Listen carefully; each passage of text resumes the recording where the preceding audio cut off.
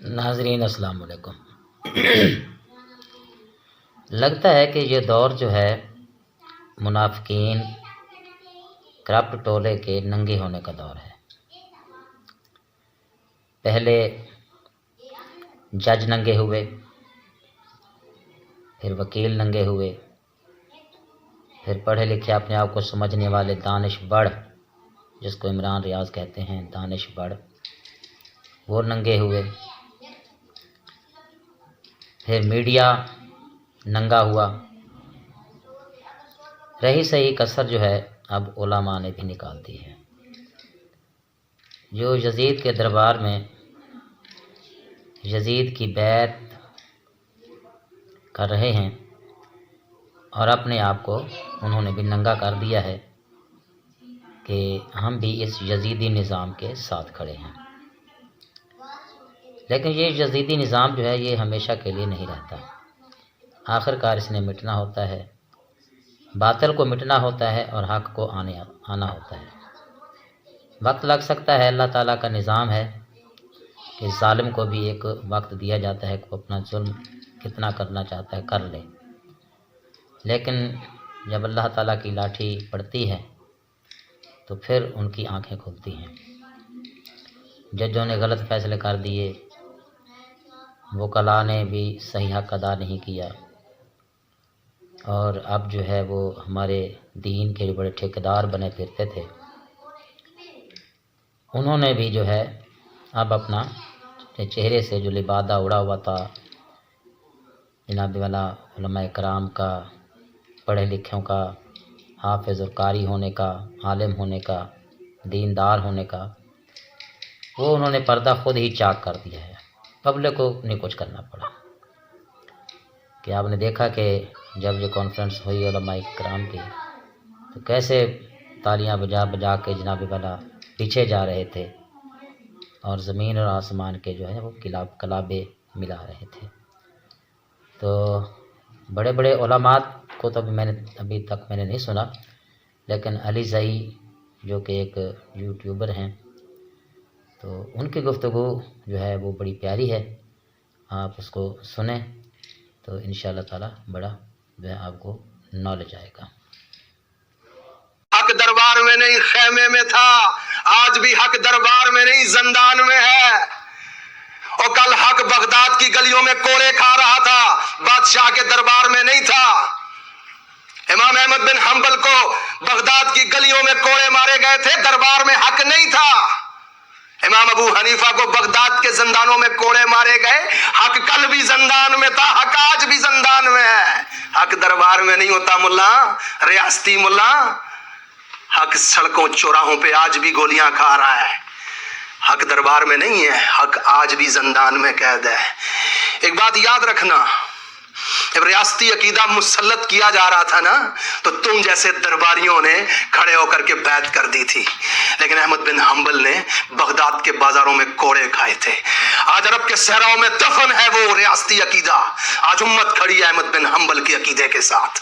کل تم سب بھی پاکستان کی مٹی میں دفن ہو جاؤ گے، نظریہ عمران خان کا زندہ رہے گا انشاءاللہ تعالی۔ حاکمیت صرف میرے اللہ کی، آئین کی ہر سطر قرآن و سنت کے مطابق ہوگی، یہ ذاتی استثناء اللہ کے دین کے خلاف ہے۔ یہ جبر، یہ ظلم، عوام نے جن کو مسترد کیا انہیں زبردستی عوام کے اوپر بٹھا دینا ظلم ہے، جبر ہے، یزیدیت ہے، یہ حق ہے، یہ ننگا حق ہے، اور یہ تا قیامت زندہ رہے گا انشاءاللہ تعالی۔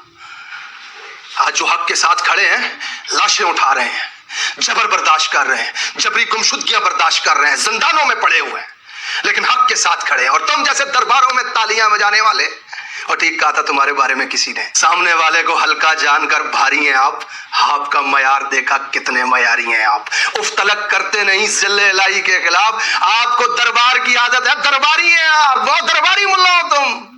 وہ مشرف ڈکٹیٹر تھا، بیٹھا ہوا تھا تو اس کے سامنے عدنان کاکا خیل آ کر کے بیٹھ گئے ایک دن، اور ان کی میرے ذہن میں آج وہ تقریر آ رہی تھی جب وہ کہہ رہے تھے کہ یہ آپ کے اوپر قائد کی لگی ہوئی جو تصویر ہے نا، یہ بھی شرمندہ ہے کہ جنرل تم تو سرحدوں کے محافظ تھے، تم اقتدار کے ایوانوں کی راہ کس نے دکھائی؟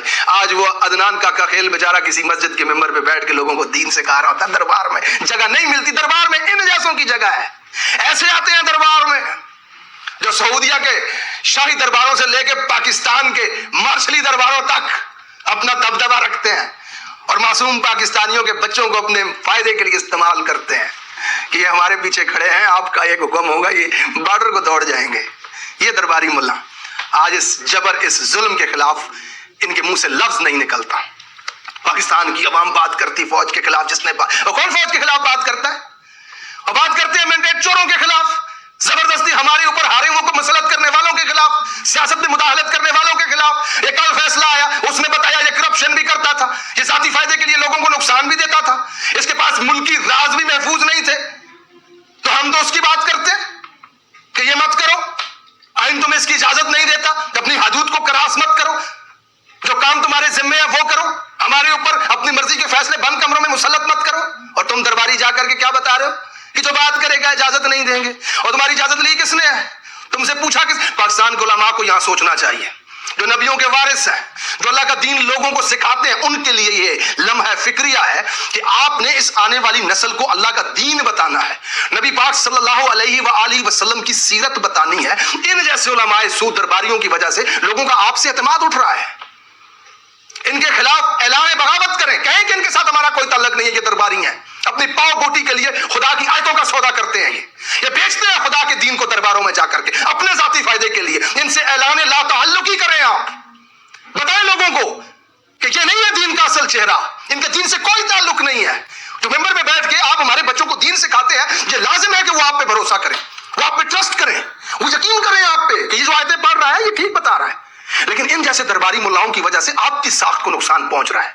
खुदारा होश के नाखुन लें, ये काबज हमेशा नहीं रहेंगे पाकिस्तान के ऊपर, ये चले जाएंगे, ये खुदा का निजाम है।